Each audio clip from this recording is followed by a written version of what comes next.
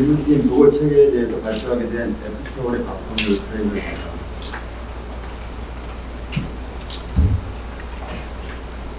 저희 팀 상황인데요. 맨 왼쪽에 계신 분이 부치 선생님이시고요. 재활의학과 전문의입니다. 그리고 그 다음 분이 한덕현 박사님이시고 정신의학과 전문의십니다. 그리고 ATC 2명과 물리치료사 한 분이 팀 되겠습니다.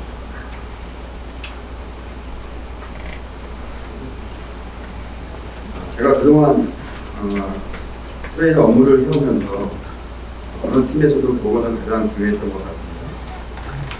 여러분들도 팀 내에서 보고가 원활하게 이루어지지 않았을 때 곤란한 경우를 겪으셨을 것이라고 생각이 듭니다. 또한 앞으로도 이를 간과했을 때 어려운 상황을 맞이하게 될 수도 있다고 생각합니다. 저의 경험을 볼 때에도 과거 부천 SK 시절부터 대진나이트 그리고 지금 현재 서울의 15분의 감독님과 일을 하면서 가장 힘들게 했던 부분이 바로 이 보고에 대한 부분이었습니다. 특히 성적이 좋거나 구단과 코칭 스태프와 관계가 좋을 때는 이런 것들이 아무런 문제가 되지 않았습니다. 하지만 성적이 안 좋거나 부상자가 많았을 때 또는 트레이너 일을 시작한 지 얼마 안 됐을 때 이런 신뢰가 충분히 쌓이지 않는 상태에서는 종종 이 보고에 대한 부분이 불화의 단초가 되는 경우가 꽤 있었던 것 같습니다. 저는 제 28년간 트레이너 생활을 돌아봤을 때 가장 열심히 일했을 때가 가장 힘들었고 이 일을 지속할 수 있을지에 대해 확신이 없을 정도로 어려운 적이 있었습니다. 돌아보면 결국 신뢰의 문제였던 것 같습니다. 나는 이렇게 내 가족과 나를 헌신하면서 팀에 여건적으로 일을 하고 있는데 왜 저 사람들은 나를 이렇게 힘들게 하는가. 결국은 우리가 보고하는 내용은 대부분 부상에 관한 부분입니다. 그들에게 좋은 뉴스보다는 안 좋은 뉴스가 대부분입니다. 부상자가 많아지면 보고할 내용도 당연히 많아집니다. 여러분도 잘 아시다시피 부상의 원인은 단순하지가 않습니다. 아니 저희의 문제라고 보기에는 어려운 부분이 많이 있죠. 훈련의 양, 그리고 피치의 컨디션, 그리고 추운 날씨가 될 수도 있겠고 피로도와 훈련 강도의 상관관계가 될 수도 있겠습니다. 그리고 스포츠 영향학적인 부분, 근육력계의 회복력에 관한 부분, 그 밖에 외부로부터 인한 압력 또는 그것에 의한 틀림 이런 등등이 복합적으로 작용하게 되지만 신뢰가 없다면 이런 부상의 원인이 마치 메디칼 파티의 무능함으로 내몰리게 될 수도 있습니다. 이 부분에 대해서는 여기 계신 많은 선생님들도 공감하시리라 생각합니다. 본론으로 들어가서 제가 속한 팀에서 이웃팀 관련 보고하는 방법에 대해서 간략하게 소개하겠습니다. 보고의 내용은 선수 컨디션에 대해서 가장 많이 그리고 자주 보고하게 됩니다. 보통 훈련 2시간 전에 미팅을 통해서 훈련 가능한 선수와 불가능한 선수 그리고 재활 선수들을 구분하고 그 보고하는 과정을 거치고 훈련 프로그램과 명단이 발표됩니다. 간혹 밤 사이에 신규 환자가 발생됐을 경우에는 성적으로 인해서 예민한 시기에는 아주 큰 문제가 되는 경우가 많습니다.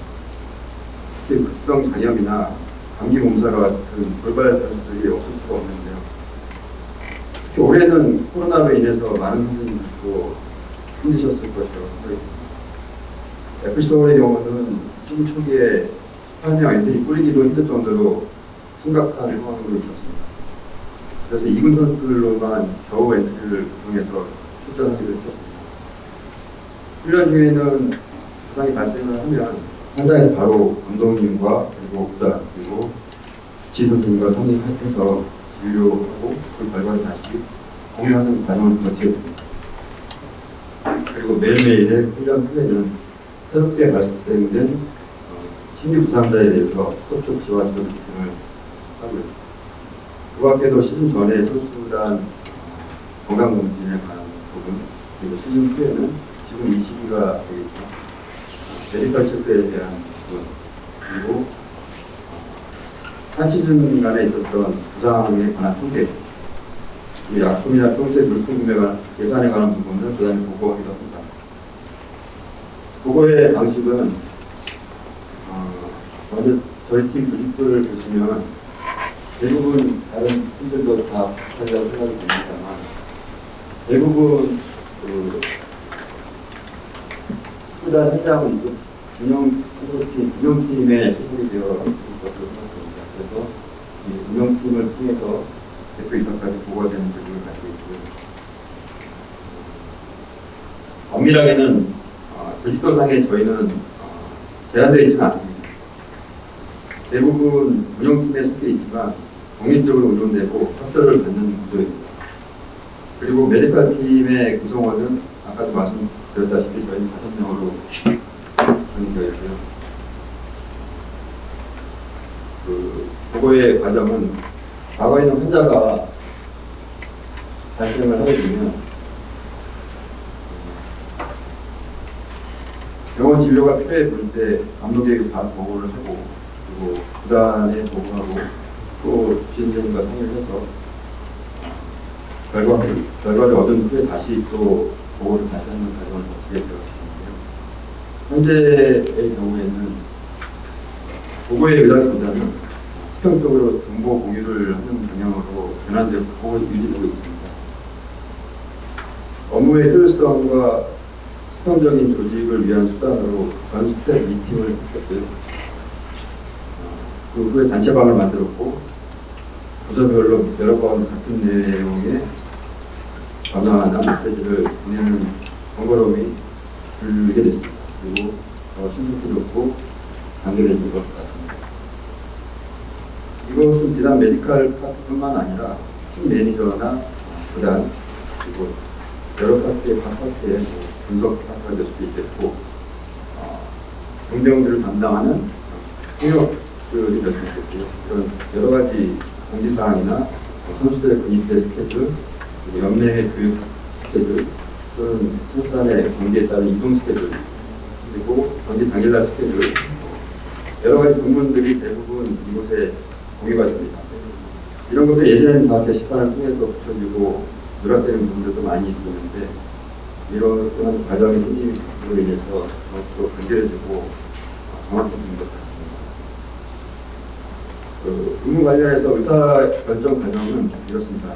부상이 발생이 되면 구단과 협업이 되어 있는 인력병원에서 먼저 검진을 하게 되고요. 그리고 그 진료 결과를 분석방에 공유를 하게 됩니다. 그리고 심각한 부상인 경우에는 다시 지휘부과 상의를 해서 2차 진료기관, 3차 진료기관이나 전문의 진료를 통해서 예를 들어 수술을 하게 되는 경우에는 최종 주치 선생님의 건의를 통해서 선수가 선택하는 경우 그리고 보고 팀 내에서 보고 체계는 이 정도인 것 같습니다. 이 표는 예전에 구단에서 제시했던 내용인데 각 파트별로 보고의 중요성을 그만큼 강조하고 있다고 보여집니다. 각 파트별로 책임과 권한 그리고 보고해야 될 부분들을 명확하게 명시해 놓았고 그만큼 이 조직이 얼마나 보고가 중요한 것인지를 보여주고 있습니다.